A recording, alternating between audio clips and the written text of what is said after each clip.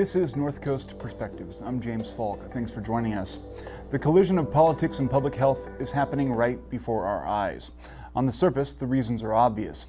COVID-19 has created many problems, exacerbated many more, and given the bulk of us new perspective on the problems of the past.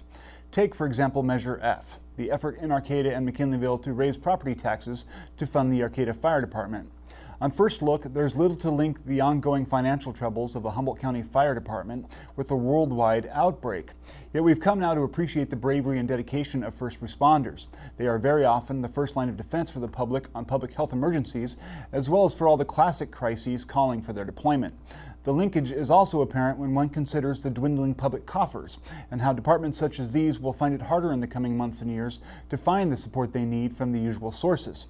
State and local governments are strapped, a situation that will likely continue into the foreseeable future as we deal with the economic ramifications of a worldwide pandemic.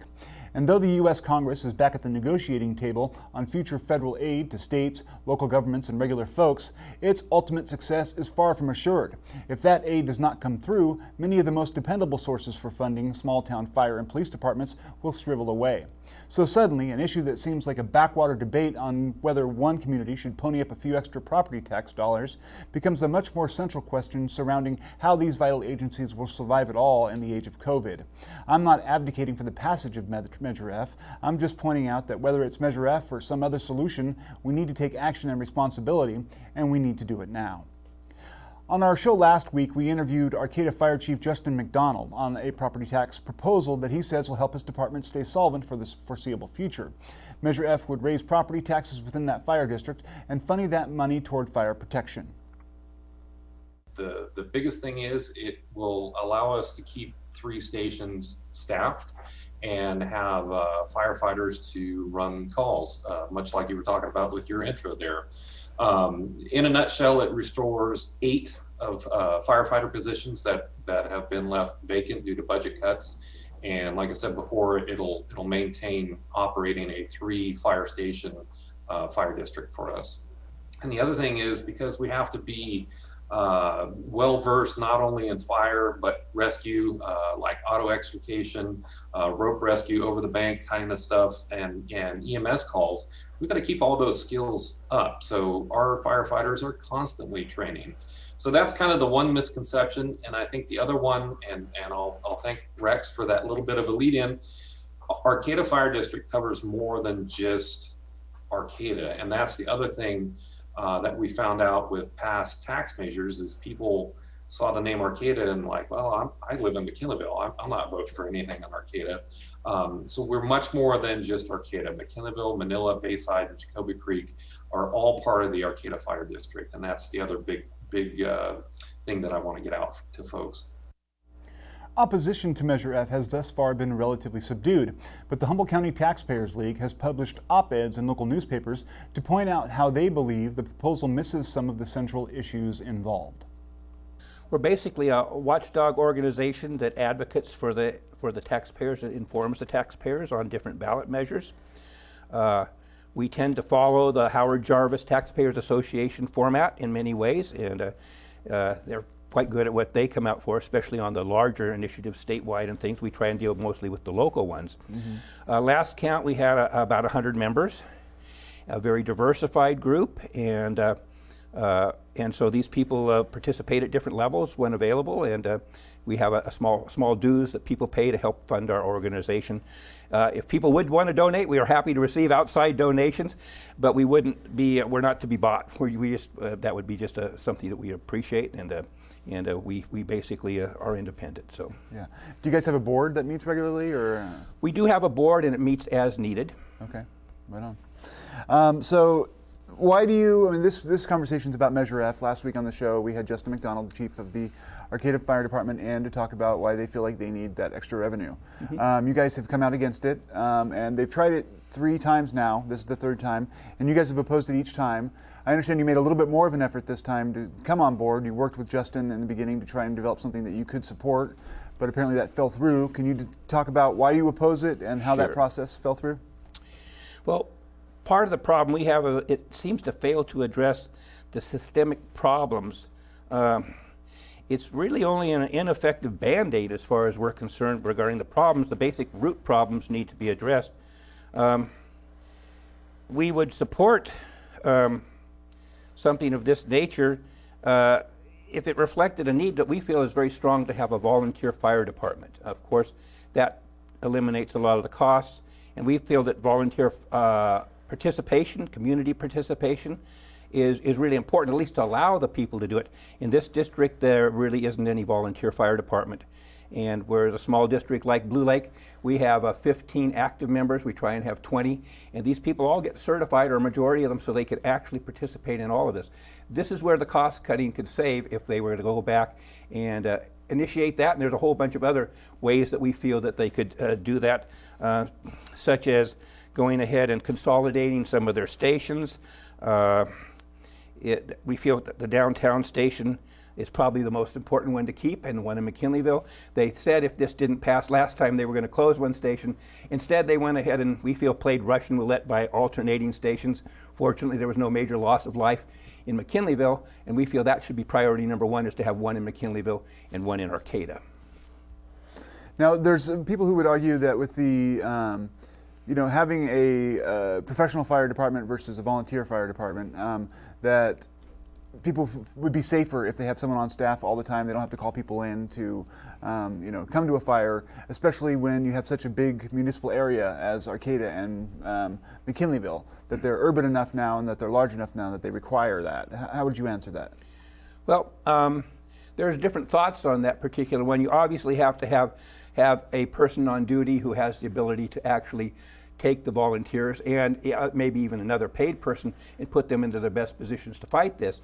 I think that with proper training, it's been seen that these volunteer fire departments are very effective. In fact, I really wish to do a shout out for all of the small volunteer fire departments that pay for their things by having bake sales and get a little bit of funding. I really don't think that this is that big of a district, that it really qualifies like something in Los Angeles or San Francisco or San Diego. And I still think we can still have our local small participation, allow the people to be part of it. And it'd be a balancing act, but I think it could be balanced out with really not endangering the public's health, safety, and welfare. And of course, we are totally in favor of first responders and having the best services we can for our money. We just feel that this probably isn't the best direction to be going. Yeah. Now, you mentioned some other systemic issues. Were there more besides switching to volunteer? Well, consolidating the departments around has a major benefit. Right now, the district I think has less than 5% of its calls are actually fire related, and most of these you have a mutual assistance agreement with the other districts. So when you hear about a fire, you're going to hear that that maybe Manila and Blue Lake and Eureka all showed up to help in the process. So I think a little more consolidation of that, and then also we've always felt that they should have a dispatch, a county-wide dispatch, instead of everybody having their little one. So everybody's notified and they can all come and help. That's what community is all about.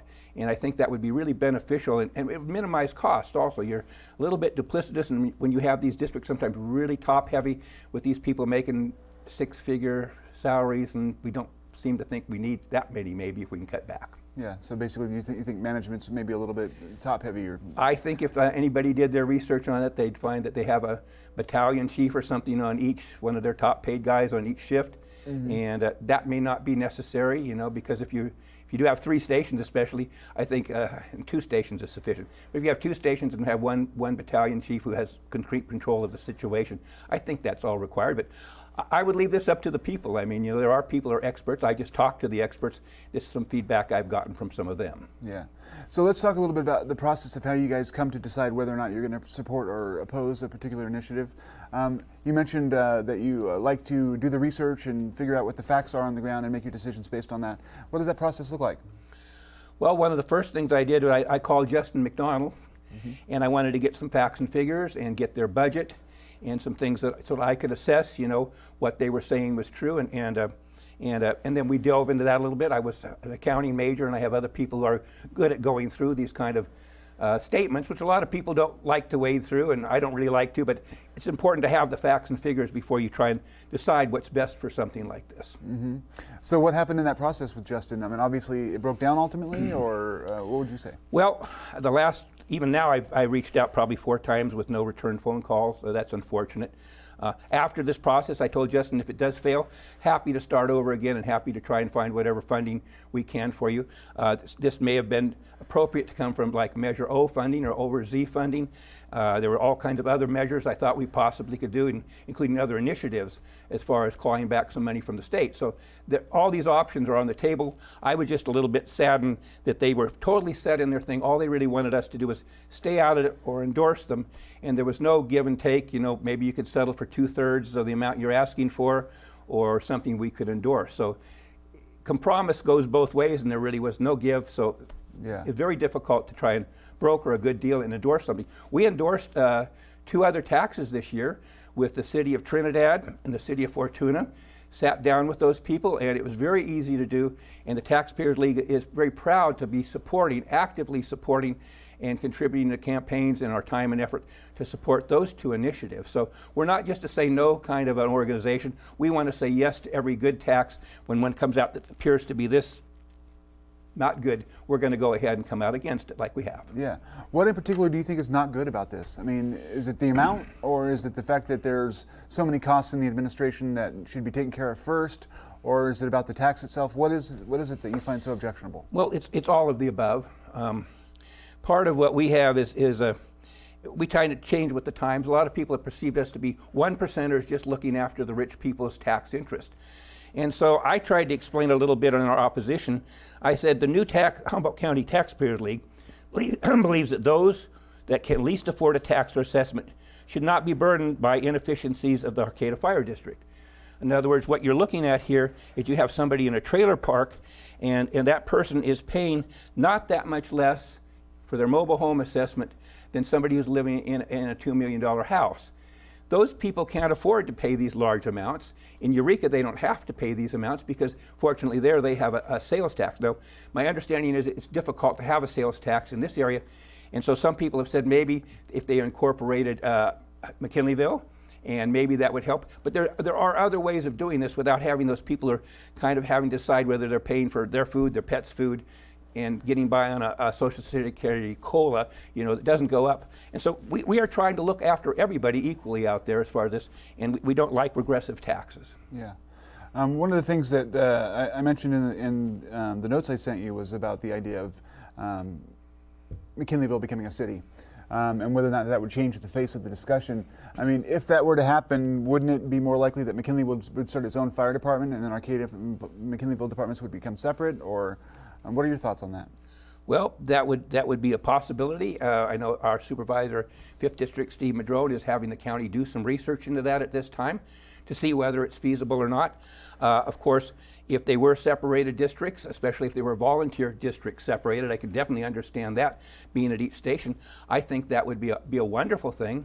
I also would want them to be working with everybody else in the district, so we did have a district-wide oversight and a really collaborative effort as far as firefighting throughout all of Humboldt County. Yeah, absolutely. We have time for one more question. Basically, I want to ask, we discussed a little bit before, and I've gotten some correspondence here at the station for some of our viewers talking about how the pensions and retirement funds for the fire department are partly to blame for their financial situation, but it seems like their hands are tied because they're handed a system that's, you know, mandated by state law. What do you think that's part of the cause, and what could be done about it? Well, it's a major cause. There's really not much you can do about defunding the people who've already entitled to their retirement. That's nothing that we're proposing. But we are proposing going forward by incorporating the volunteer people in the process rather than incurring these large costs. There's major health cost increases for them, like all of us. The PERS costs, of course, are going through the roof. And these are things they're going to have to bear. But it's never too late to try and change things for the future.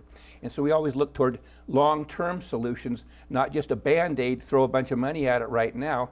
And that's why possibly they could have got by with half this tax, and possibly with that and going to some volunteers, they could have solved the problem. So that's a little bit of our angst as far as not really looking at all the potential solutions. Awesome. Is there anything else that you wanted to include?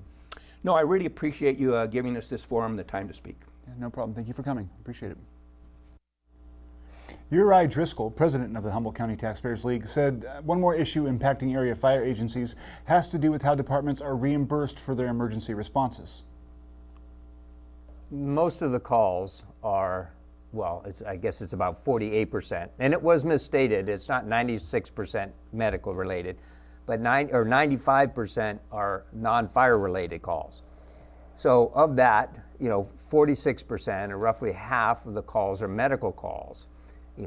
Medical emergencies, picking someone up that fell or whatever.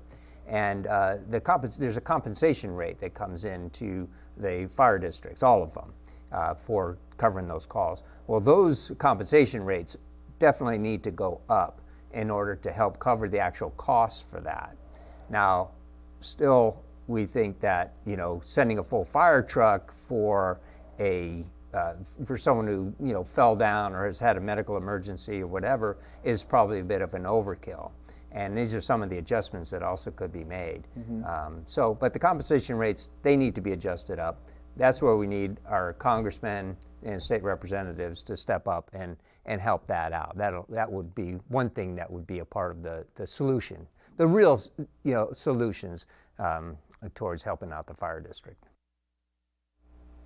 Humboldt County Health Officer Teresa Frankovich at her briefing today detailed the statewide tier system that determines the level of COVID restrictions to be implemented. Humboldt County, she said, is in the orange tier, sandwiched between red and yellow. Combined, those in the lowest tiers of yellow and orange make up just slightly more than 1% of the state's population. Translation, Humboldt County is doing better than almost 99% of the state. The next level down from us, the less restrictive tier, is yellow. We're currently in orange, and to be in yellow, we would need to have basically a couple of things. We would need to have a case rate that was less than 1 per 100,000. That's over 7 days, a 7-day average with a 7-day lag. And on last measure, we were 3.9 for the state. So we're sandwiched here at, if we are 4 for a couple of weeks, we move into the red tier, more restrictive. If we can bring it under 1, then we move into the yellow, which is less restrictive and I think better for all of us. And so, these aren't, it doesn't feel like a huge gap in numbers, but, it is in terms of actual day-to-day cases. So what I would tell people is that all the measures that we're talking about, the not gathering, the wearing masks, the social distancing, all are the things that help us nudge those numbers down. We actually, I'm sure people are aware, over the last couple of days, we've had just a small number of cases after a relatively big influx over the end of last week and the weekend. And I credit the measures everybody is taking with that, the fact that we've been sort of able to sort of hold that line. And also for our CD team, our investigative team, which has been amazing.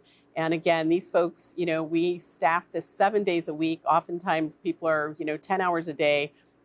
They're following up on these cases regardless of when they pop up in our electronic system or in our lab, and quickly trying to isolate and quarantine individuals so we can contain spread. And it's those measures, although labor intensive, together with the public efforts, that I think are making the difference and allowing us to be where we are. After this short message, we'll be right back. It's humanity's greatest invention. Writing binds humanity together practically more than any other activity. But where did it come from? Follow the history of the written word. Wow. Writing always starts with pictures. What do they say? And discover where A to Z got its start. That idea, as simple as it is, was only invented once. The first alphabet on Nova.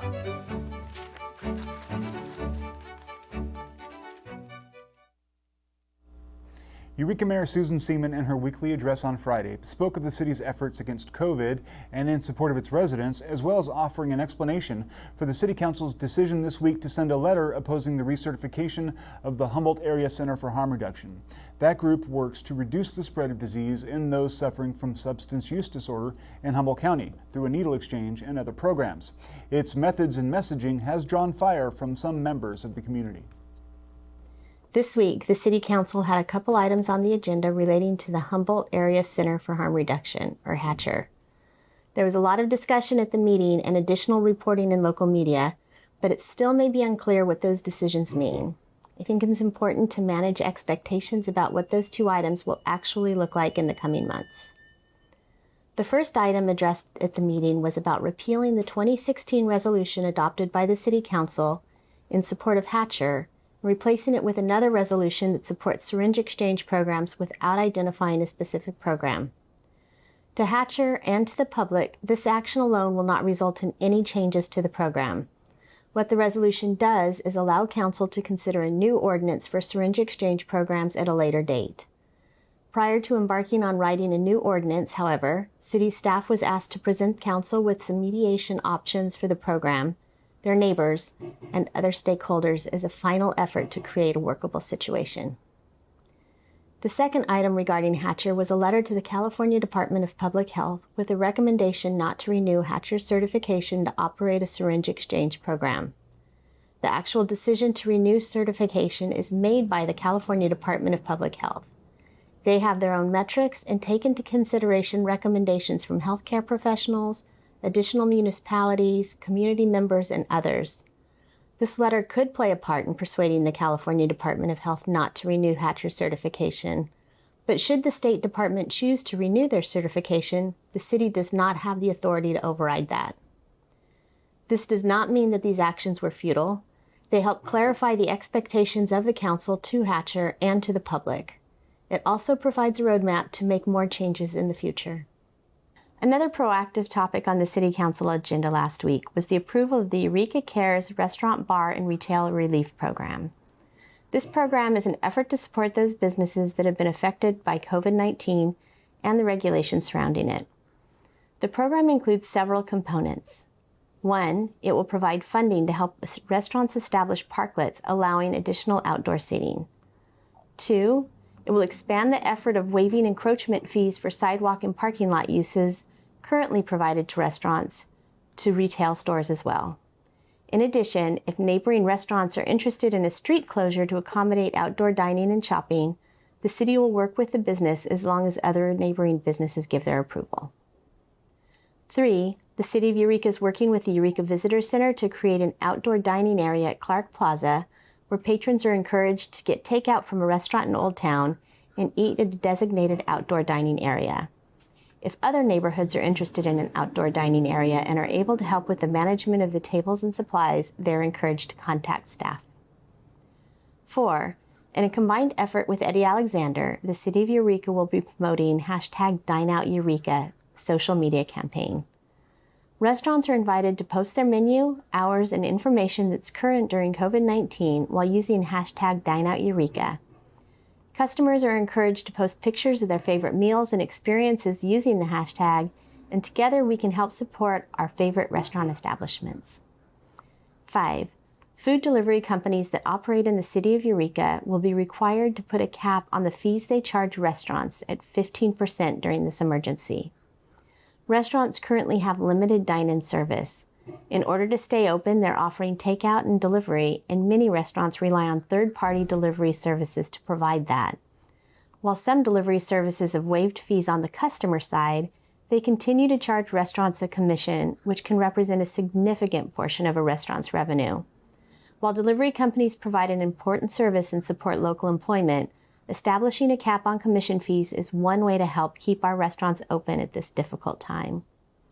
And 6, for businesses that have already expended capital to create outdoor seating, this program allows for reimbursable expenses up to $5,000 for things like tables and chairs and outdoor heaters and more. We're thrilled to be able to offer opportunities to provide tangible support to our community and preserve Eureka's culture of nurturing independent business. To get more details and to find out if your business is eligible, visit the City of Eureka's website at ci.eureka.ca.gov. Poet Will Schmidt this week took time on Zoom to read a poem that was featured in the Behind the Mask collection of Humboldt County COVID poems. His lyrical piece, accompanied on bass by Steve Smith, could butter any bored beatnik's breadbasket. Hi, my name is Will Schmidt. I'm a local poet. You can tell that because my poem, with my correct spelling, is in a book called Behind the Mask. There's 40 quarantine poems from the Humboldt County poet, I don't want to say society because we're not that formal, but there's a bunch of us. And we're going to perform one of them for you. If you have a copy of the book, you can follow along on page 64. And if you don't have a copy, you can go to Bookleggers, Northlight Books, maybe Blake's Books in McKinleyville. There's probably places you can go to get your very own copy of this, which we'd love for you to have. And later, we think the webpage and whatnot will be on the bottom of your screen. The name of this poem is Song Smith's Hammer at Home. This happens to be one of the Smiths. His name is Steve Smith, great bass player. So we're going to perform our poem for you.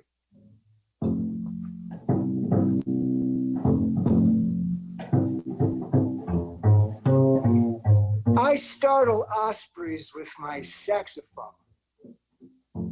This is not an urban legend. I play for the abandoned lots of the Lord. The industrial pampas grass promises a bushfire in the place of critical acclaim. And the song sheets are all the color of smokestacks.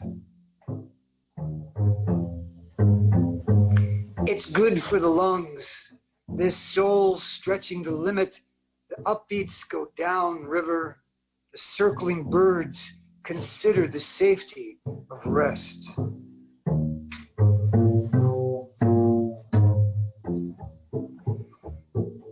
Rehearsal during COVID is a concerted effort to remember angel bands in tandem, the cycle of force calling our fingers to prayer, and a wail slipping by half steps to the altar of the logging cranes. It carries an echo to the sky high nests.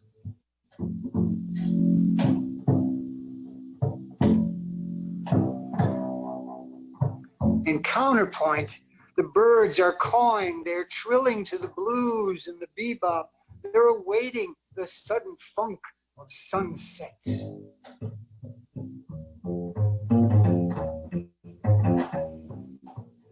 It's been an hour now between the delivery trucks. That's what makes the day work.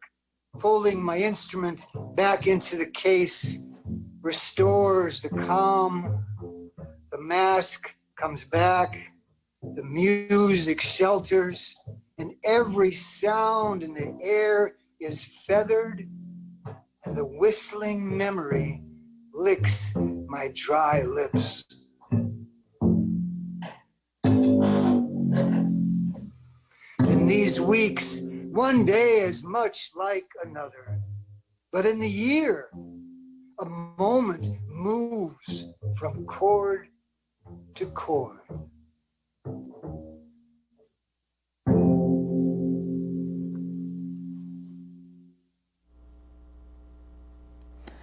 The crew and I